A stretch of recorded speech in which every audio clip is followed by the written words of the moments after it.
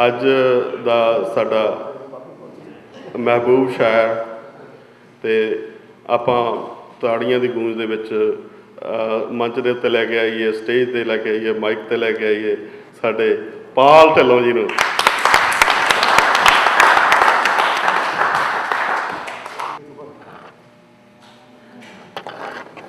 ਮਾਨਯੋਗ Harry Sahib, thank you ਤੁਹਾਡਾ ਬਹੁਤ ਬਹੁਤ, ਤੇ ਸਾਰੇ ਮਿੱਤਰਾਂ ਸੱਜਣਾਂ ਦਾ ਬਹੁਤ ਬਹੁਤ ਧੰਨਵਾਦ ਜਿਨ੍ਹਾਂ ਨੇ ਮੈਨੂੰ ਇੰਨਾ ਮਾਣ ਦਿੱਤਾ। ਭਾਜੀ ਦਰਸ਼ਨ ਜੀ ਜਿਨ੍ਹਾਂ ਨੇ ਪਰਚੇ ਪੜ੍ਹੇ, ਬਾਦਲ ਸਾਹਿਬ, ਨਦੀਮ ਜੀ ਤੇ ਸੇਖਾ ਸਾਹਿਬ, ਤੇ ਬਹੁਤਾ ਟਾਈਮ ਨਾ ਲੈਂਦੇ ਹੋਏ ਪਕੌੜੇ ਮਹਿਕਦੇ ਆ, ਤੁਹਾਡੇ ਨਾਲ ਇੱਕ ਦੋ ਕੁ ਗਜ਼ਲਾਂ ਸਾਂਝੀਆਂ ਕਰਾਂਗੇ ਜਿਨ੍ਹਾਂ ਦੇ ਸ਼ੇਰ। ਸੋ ਮੈਂ ਭੁੱਖਾ ਆ ਸਿਰਫ ਤਾੜੀਆਂ ਦਾ, ਹੋਰ ਨਹੀਂ ਕੁਝ।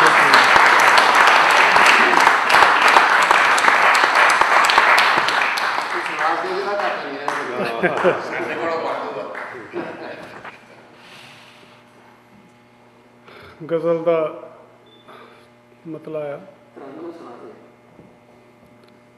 ਦਰਦ ਕਿੰਨਾ ਕੁ ਜਰਿਆ ਇਹ ਰੁੱਖਾਂ ਤੋਂ ਪੁੱਛ,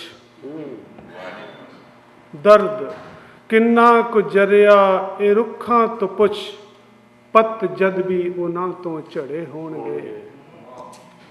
ਦਰਦ ਕਿੰਨਾ ਕੁ ਜਰਿਆ ਇਹ ਰੁੱਖਾਂ ਤੋਂ ਪੁੱਛ, ਪੱਤ ਜਦ ਵੀ ਉਹਨਾਂ ਤੋਂ ਝੜੇ ਹੋਣਗੇ। ਉਸ ਜੰਗਲ 'ਚੋਂ ਮੁਸ਼ਕਲ ਬੜਾ ਲੰਘਣਾ, ਬਿਰਖ ਜਿੱਥੇ ਉਦਾਸੇ ਖੜੇ ਹੋਣਗੇ।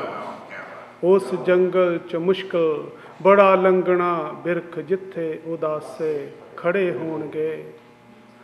ਬਲ ਦੇ ਜੰਗਲ ਦੇ ਵਿੱਚੋਂ ਬਚੇ ਨੇ ਉਹੀ, ਬਲ ਦੇ ਜੰਗਲ ਦੇ ਵਿੱਚੋਂ ਬਚੇ ਨੇ ਉਹੀ, ਹੌਸਲੇ ਨਾਲ ਜਿਹੜੇ ਉੜੇ ਹੋਣਗੇ।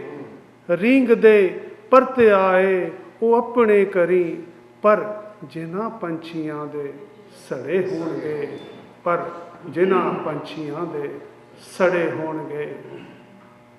ਹਰ ਕਦਮ ਆਪਣਾ ਸੋਚ ਕੇ ਤੂੰ ਧਰੀ, ਹਰ ਕਦਮ ਆਪਣਾ ਸੋਚ ਕੇ ਤੂੰ ਧਰੀ। ਜ਼ਿੰਦਗੀ ਮੁਸ਼ਕਲਾਂ ਪਰ ਕਦੇ ਨਾ ਡਰੀ, ਹਰ ਕਦਮ ਆਪਣਾ ਸੋਚ ਕੇ ਤੂੰ ਧਰੀ। ਜ਼ਿੰਦਗੀ ਮੁਸ਼ਕਲਾਂ ਪਰ ਕਦੇ ਨਾ ਡਰੀ। ਹੌਸਲੇ ਨਾਲ ਮੰਜ਼ਿਲ ਤੇ ਤੂੰ ਪਹੁੰਚਣਾ, ਹੌਸਲੇ ਨਾਲ ਮੰਜ਼ਿਲ ਤੇ ਤੂੰ ਪਹੁੰਚਣਾ।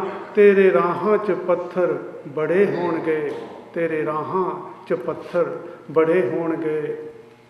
ਚਿਹਰਿਆਂ ਤੋਂ ਇਬਾਰਤ ਵਫਾ ਦੀ ਪੜੀ, ਚਿਹਰਿਆਂ ਤੋਂ ਇਬਾਰਤ ਵਫਾ ਦੀ ਪੜੀ।